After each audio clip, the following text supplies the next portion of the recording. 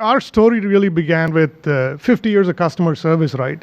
You buy appliances, something goes wrong. Yep. You call customer service and start complaining about it, and somebody will eventually attend to it. Whereas if you are under the weather, you're kind of calling a doctor and saying, I don't feel well. Sure. Our motivation was to bring in that kind of intelligence and awareness into machines. Okay. So what we started doing is we created a platform that helps manufacturers of all kinds of equipment appliances to put a brain in their machines. Okay. And the brain can then start going and sensing what's going on, if the machine's doing well or not. And if there is a problem, it'll just go and start reporting to you, the owner, as well as the manufacturer. Got it. Right. So when things go wrong, it intelligently gives you information. Correct. It's a great idea. And what we've been able to do with that is, see, IoT is a very large term, pretty confused these days. Sure. But the focus rather is on the thing in our business rather than the internet section of it, because we believe that the guys who make these things are finally the ones who are going to drive the business. So we're working with OEMs in every industry. We're saying, help us build connected products, because we may want to provide better service to our customers, or we may even want to change the way we monetize our business. So we have water systems companies who are saying we'll charge per liter or gallon of water that we produce rather than selling the machine itself. Okay. So it's a good idea, obviously, because we've all had the frustration of having an appliance give an error code. Exactly. I think your pitch is a little bit weak. Okay. Am I down? No, you're good. I'm good now? Okay. So your pitch is a wee bit weak because your analogies are kind of kludgy. It's a very simple way to do it. Let me teach you a little pitching skill. Nice. Get the audience on your side. Yeah. Anybody here ever see an error code on their car or on a coffee machine or a stove or a dishwasher and not knowing what the error code was? Anybody ever see an error code on an appliance? It's pretty annoying, right? You got to go look up what the error code is. Wouldn't it be great if when you got an error, it just sent you an email and told you what it was and how to fix it? Exactly. Well, that's what we do. We provide that software and that intelligence to people who make toasters and dishwashers who don't know how to use the internet. True.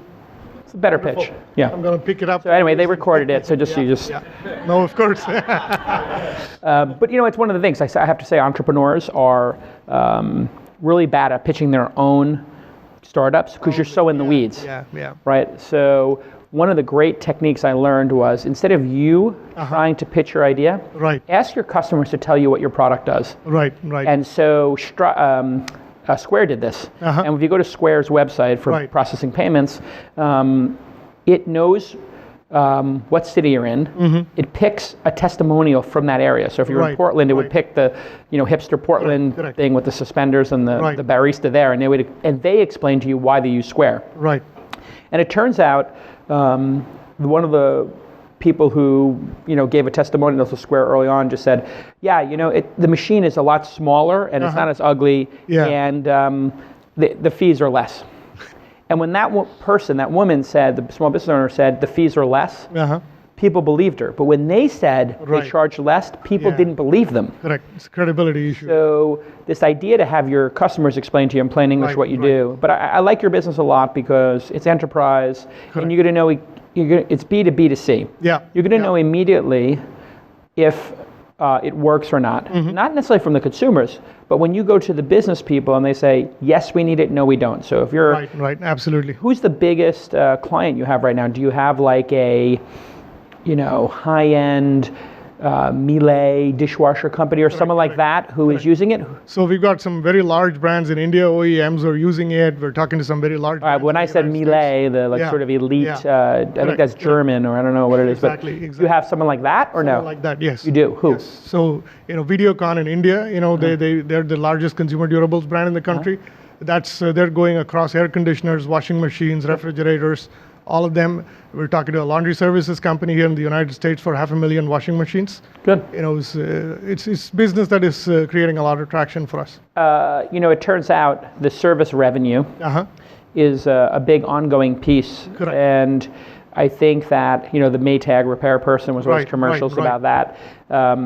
I think there is an opportunity for if the person's requests are going back to the manufacturer, the manufacturer can then take those leads and send them for $10 each. I agree. To their guys. service people. Yeah, absolutely. It's a solid business. Wonderful. Good luck with it. Keep working on it. So, you know, my question... Oh, there is a question. I thought you wanted feedback. Okay. So my question would have been, you know, how do you look at the business? But you answered most of that already. This is a really easy business for any investor to look at and understand, which is... Wonderful.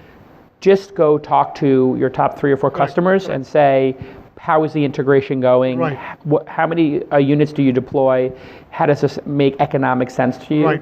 So what's great about your business is it's not that expensive to run. You probably need 10, 20 people who are all technical. 22 people company, You just need 10, 20 people to build the core software. And then you just need these enterprise salespeople to go and take people to play golf or to expensive, you know, cricket matches and get good tickets and then close $1 million deals. So wonderful. Get out of here and close $1 million deals. That's what I'm hoping. Thank you very much for your time. Go get them.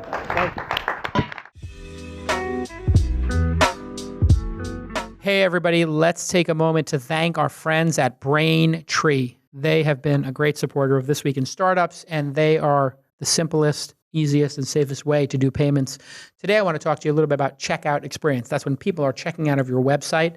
And do you know that 67% of online shoppers abandon their shopping carts? They put stuff in it, and they don't actually check out and buy the products. Your checkout might actually be letting your customers slip away, and here's why. Your process may not be simple and clear, and you want it to be simple and clear. And you want the call to action when they're checking out to be concise and prominent. The fewer clicks, the better. And you want to let customers pay how they want, whether that's credit cards or debit cards or even these new forms of digital currency, and Braintree allows all of them. So the more options you give them, the more likely they are to check out. And of course, you want to reassure them about security. A lot of people get a little nervous still, even to this day, when they're checking out online, and you want to make sure you display those trusted icons throughout the process. Braintree is the payment platform that offers simple, secure checkout, and they accept every way you could possibly pay in 130 plus currencies.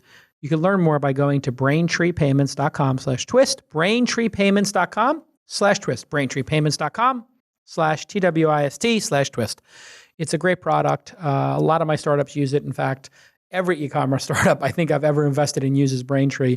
It is state of the art. It's the best company for doing this. They constantly make the platform better.